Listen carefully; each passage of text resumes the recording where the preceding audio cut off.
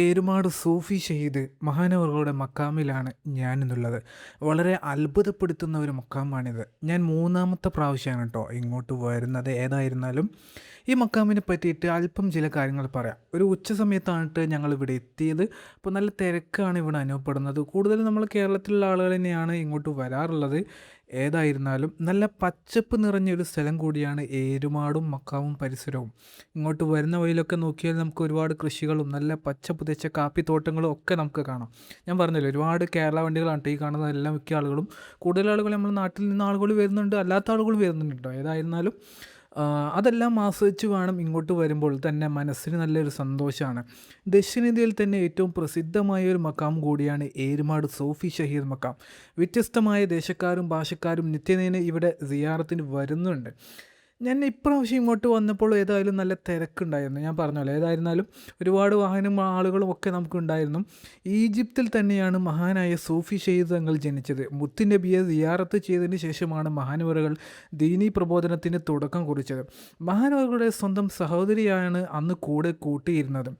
ഏതായിരുന്നാലും അങ്ങനെ അവർ ഇന്ത്യയിലെ പല സ്ഥലത്തും ഏറെക്കാലത്തെ സഞ്ചാരത്തിന് ശേഷം അവസാനം ഹിജ്റ 11-ാം നൂറ്റാണ്ടിലാണ് മഹാനവറുകൾ ഏരുമാട് എത്തുന്നത്. ആദ്യം കുടകിലെ കുത്തുനാട് എന്ന സ്ഥലത്താണ് മഹാനവറുകൾ വന്നത്. പകൽ സമയത്ത് പോലും പേടിപ്പെടുത്തുന്ന വന്യമൃഗങ്ങൾ ഉള്ള സ്ഥലത്തായിരുന്നു മഹാനവറുകൾ എത്തിപ്പെട്ടത്.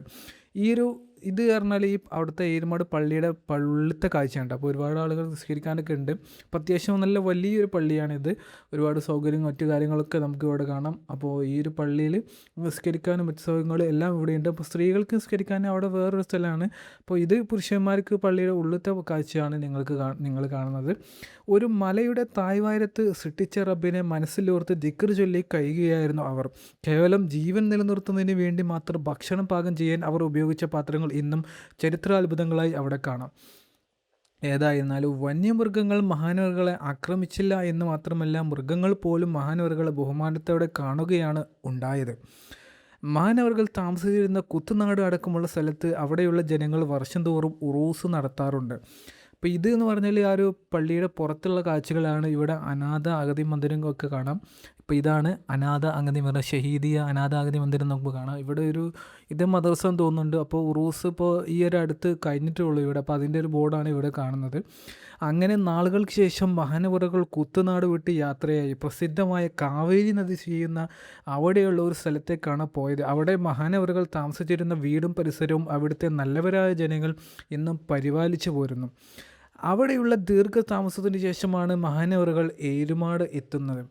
മഹാനവറുകളുടെ നല്ല ജീവിതം മാതൃകയാക്കി ഒരുപാട് ആളുകൾ വിശുദ്ധ ഇസ്ലാമിലേക്ക് കടന്നു വന്നവരാകട്ടെ വിശുദ്ധ മതത്തിൻ്റെ പ്രചാരകരുമായി.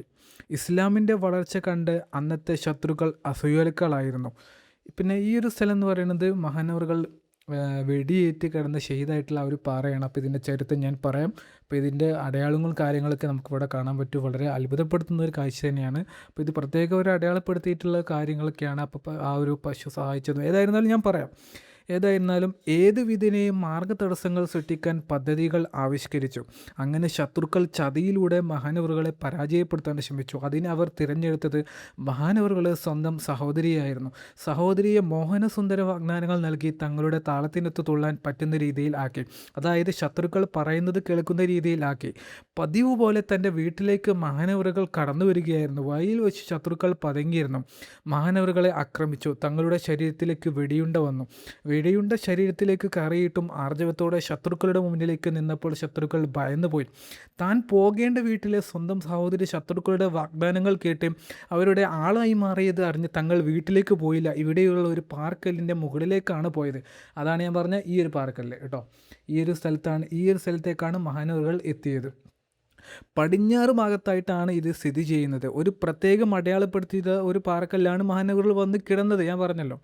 ഏതായിരുന്നാലും ആ കാഴ്ചകൾ നമുക്ക് ഇപ്പോഴും കാണാം. എല്ലാ കാര്യങ്ങളും വിശദമായിട്ട് തന്നെ നമുക്ക് ഇവിടെ ഉണ്ട്. ഏതായിരുന്നാലും രക്തം വാർന്ന് ആരും പരിചരിക്കാനില്ലാതെ പ്രയാസപ്പെട്ട തങ്ങളെ പരിചരിക്കാൻ അള്ളാഹുവിൻ്റെ ഭാഗത്ത് നിന്നും ഒരു സഹായമുണ്ടായി.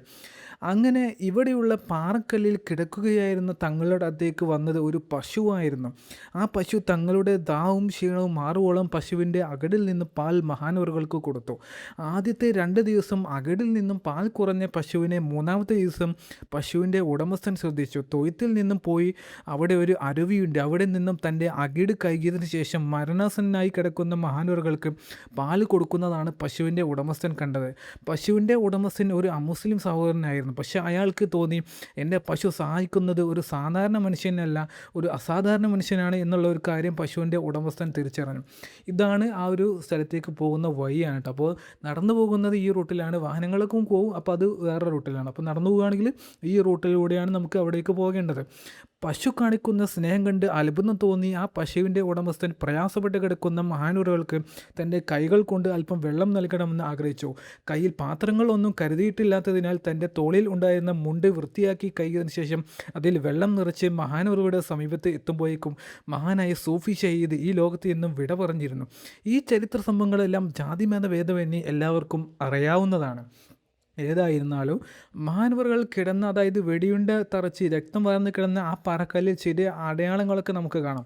മഹാനവറുകളെ മനുഷ്യരിൽ നിന്ന് പെട്ട ചില ആളുകൾ ദ്രോഹിച്ചപ്പോൾ മിണ്ടാമ്പാടികളായ നാൽക്കാലികളിൽ നിന്നാണ് അവർക്ക് സഹായം എത്തിയത്.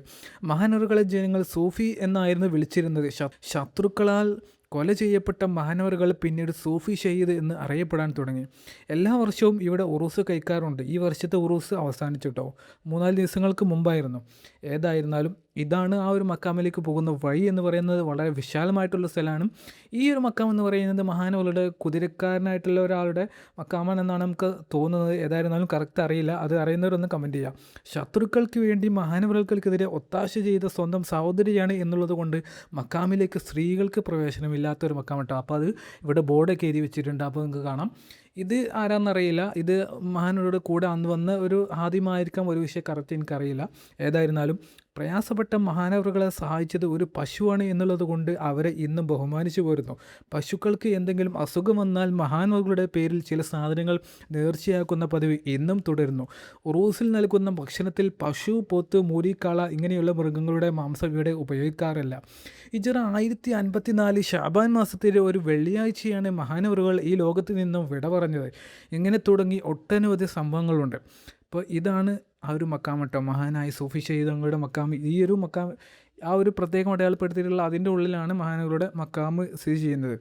മക്കളില്ലാത്തവർ ഇവിടെ വന്ന് അള്ളാഹുവിനോട് പ്രാർത്ഥിച്ചാൽ ഇൻഷാ അല്ലാഹ് ഒരു സന്തോഷ വാർത്ത നിങ്ങൾക്ക് കേൾക്കാം. സംസാരശേഷിയില്ലാത്തവർ, കാശശക്തിക്ക് തകരാറ് സംഭവിച്ചവർ ഇവിടെ വന്ന് പരിഹാരം തേടുകയും പരിഹാരം കാണുകയും ചെയ്തിട്ടുണ്ട്. നിയമ തടസ്സങ്ങളും സാങ്കേതിക കാരണങ്ങളും കൊണ്ട് വിൽപ്പന മുടങ്ങിക്കിടക്കുന്ന സ്വത്തുക്കൾ അത്ഭുതകരമായ രീതിയിൽ വിൽപ്പന നടന്നു കിട്ടാൻ ഈ മക്കാമിൽ വന്ന് ഇതൊന്ന് ദുആ ചെയ്താൽ മതി. അങ്ങനെ തുടങ്ങി ഒരുപാട് സംഭവങ്ങളുണ്ട്. എല്ലാം പറയാൻ തുടങ്ങിയാൽ ഒരുപാട് സമയം വേണ്ടി വരും, വീഡിയോ നീണ്ടു പോകും. ജാതിമത ഭേദമന്യേ എല്ലാവരും ഇവിടെ ഒരു ദിയാറത്തിന് വരാറുമുണ്ട്. ഏതായിരുന്നാലും ഈ ചെറിയൊരു വീഡിയോയിൽ അല്പം ചില കാര്യങ്ങൾ മാത്രമാണ് ഞാൻ പറഞ്ഞത്. അപ്പോൾ ഇതിൻ്റേതായിട്ടുള്ള ബാധകളും തെറ്റുകളും ഉണ്ടാവും. അപ്പോൾ നിങ്ങൾ ക്ഷമിക്കുക. വീഡിയോയെക്കുറിച്ചുള്ള അഭിപ്രായം വീഡിയോക്ക് താഴെ കമൻറ്റായിട്ട് രേഖപ്പെടുത്തുക. വീഡിയോ നിങ്ങൾ കൂട്ടുകാരിലേക്ക് ഷെയർ ചെയ്യാം.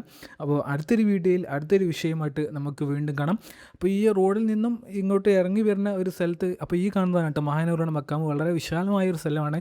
ഞാൻ തുടക്കത്തിൽ പറഞ്ഞതുപോലെ തന്നെ നല്ല പച്ച പുതച്ച വളരെ മനോഹരമായിട്ടുള്ള ഒരു ഗ്രാമത്തിലാണ് ഈ ഒരു മക്കാം, ഈ ഒരു സ്ഥലം സ്ഥിതി ചെയ്യുന്നത് എന്ന് തന്നെ പറയാം. ചെറിയൊരു സ്ഥലമാണ്. വാഹനങ്ങളൊക്കെ നമുക്ക് പാർക്ക് ചെയ്യാനും സിയാറത്തൊക്കെ വരികയാണെങ്കിൽ തന്നെ ഭക്ഷണമൊക്കെ കഴിക്കാനും ഹോട്ടലും കാര്യങ്ങളും എല്ലാ സൗകര്യങ്ങളും ഇവിടെ തന്നെയുണ്ട്. അത്യാവശ്യം നല്ലൊരു ഫേമസ് ആയ സ്ഥലം തന്നെയാണ്. ഞാൻ പറഞ്ഞല്ലോ, ദക്ഷിണേന്ത്യയിൽ തന്നെ ഏറ്റവും അറിയപ്പെട്ട ഒരു മക്കാമാണ് ഏരുമാട് സൂഫി ഷഹീദ് മഹാനവറുകളുടെ മക്കാമം. അപ്പോൾ ഈ ഉറൂസ് ഈ അടുത്താണ് കഴിഞ്ഞത്. അപ്പോൾ എല്ലാവരും ദുആ ചെയ്യുക. മഹാനവറുകളുടെ പൊരുത്തവും കാവലും തിരുനോട്ടവും സഹായവും നമുക്ക് അള്ളാഹു നൽകി അനുഗ്രഹിക്കുമാറാകട്ടെ എന്ന സമയത്ത് ഈ പ്രാർത്ഥിക്കാം. വീഡിയോ നിങ്ങൾ കൂട്ടുകാരിലേക്ക് ഷെയർ ചെയ്യുക. അപ്പോൾ ഞാൻ ഒന്നുകൂടി പറയാണ്, ഈ വീഡിയോയിൽ ഞാൻ എൻ്റേതായിട്ടുള്ള രീതിയിലാണ് ഞാൻ കാര്യങ്ങൾ പറഞ്ഞത്. അപ്പോൾ അതിൻ്റേതായിട്ടുള്ള തെറ്റുകളും അപാധകളും ഉണ്ടാകും. അപ്പോൾ നിങ്ങൾ ക്ഷമിക്കുക. അപ്പോൾ അടുത്തൊരു വീഡിയോയിൽ അടുത്തൊരു വിഷയമായിട്ട് നമുക്ക് വീണ്ടും കാണാം.